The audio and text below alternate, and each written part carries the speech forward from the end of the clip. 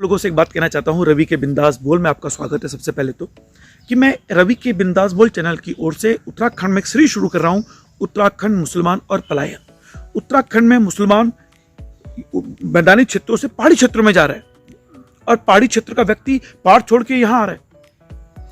तो ये बड़ा भ्रम रहता है लोगों में, खासकर जो उत्तराखंड में नहीं रहते, कि मुसलमान उत्तराखंड में कब्जा कर लेगा, उत्तराखंड दूसरा कश्मीर होने जा रहा है, उत्तराखंड केरल होने जा रहा है, उत्तराखंड में मुसलमानों की संख्या बढ़ती चली जा रही है। तो क्या उत्तराखंड में जो मुसलमान पहाड़ी क्षेत्रों में जा रहे हैं, क्या वो वहाँ के लोगों के गले में तलवार रख रहा है? क्या वहाँ के लोग बंदूक दिखा के बोलता है कि मुझे जमीन दो, अपना मकान किराए में दो? और आप सोचने की कोशिश कीजिए कि जब पहाड़ी क्षेत्रों से पहाड़ी हिंदू अपने घर, बाड़ी बार, आलीशान बंगले, मकान, जमीन सब छोड़ छाड़ के मैदानी क्षेत्रों में आ रहा है काम नौकरी करने के लिए, तब ऐसे मौके पे ये मुसलमान वहां क्यों जा रहा है? पैसा कमाने के लिए जा रहा है ना भाई, जबरदस्ती जा रहा है।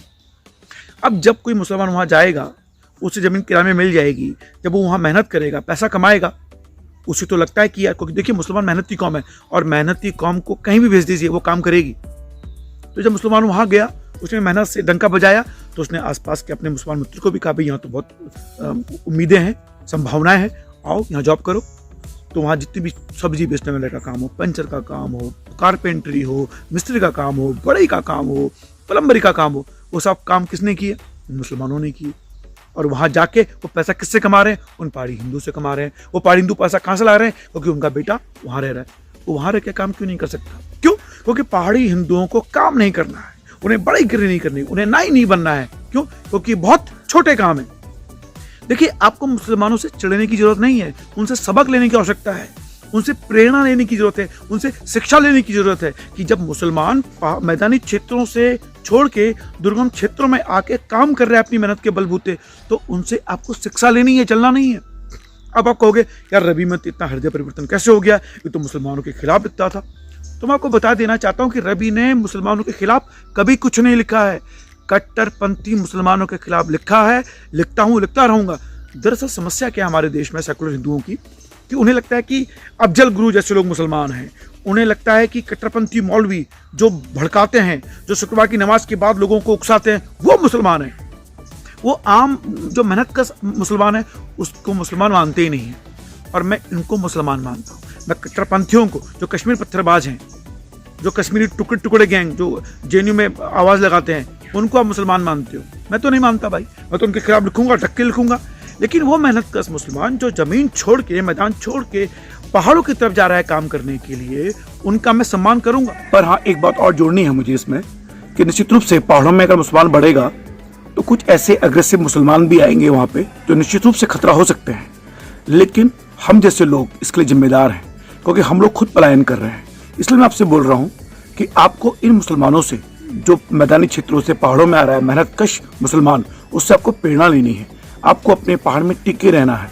जब आप अपने पहाड़ में टिके रहेंगे, वहाँ से खिसकेंगे नहीं, हिलेंगे नहीं, तो बाहर आपने वहाँ आएगा ही नहीं। लेकिन फिलहाल आपको इनसे चिढ़ने की जरूरत नहीं है, इनसे प्रेरणा लेने की जरूरत है।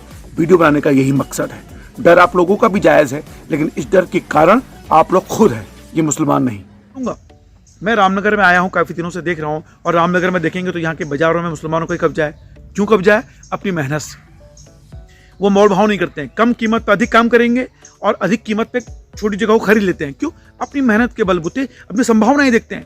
फिर आप कहते हो यार मुसलमान तो एक दूसरे की मदद करता है, इनको बिना ब्याज का पैसा मिल जाता है। अरे भाई, तो उनके गुणों को स्वीकार करो, अंगीकार करो, तुम भी वो काम करो ना, तुम भी अपने लोगों की मदद करो। लेकिन तुम्हें करना क्या है? तुम्हें अपने लोगों की टांगे खींचनी है। और फिर अगर मुसलमान पहाड़ों में तरक्की कर रहा है तो तुम चिढ़ रहे हो। अब कोई मुसलमान पहाड़ों में जाके तरक्की करेगा, उसके लोग बढ़ेंगे, तो उसे इबादत के लिए जगह चाहिए होगी, तो मस्जिद भी बनाएगा। क्यों ना बनाए भाई? अगर मैं कहीं रहता हूँ तो मेरी कोशिश होती है कि वहाँ मंदिर मुझे दिखे आसपास, तो मैं मंदिर में पूजा करने कहाँ जाऊँगा अगर वहाँ हिंदू ज़्यादा होंगे तो ये एक छोटी सी समस्या है, आपको समझना होगा। आपको चीज़ों को परखने की आदत होगी तो ही आप ऐसे मेहनतकश मुसलमानों से नफरत नहीं करोगे, मैदान छोड़ के पहाड़ी क्षेत्र में जाने की उस आदत से नफरत नहीं करोगे। और अगर आपको नफरत करनी है तो उन निकम्मे पहाड़ियों से बोलो कि क्यों वो पलायन करके मैदानी क्षेत्रों में आ रहे हैं और फिर गाली दे रहे हैं इन मुसलमानों को।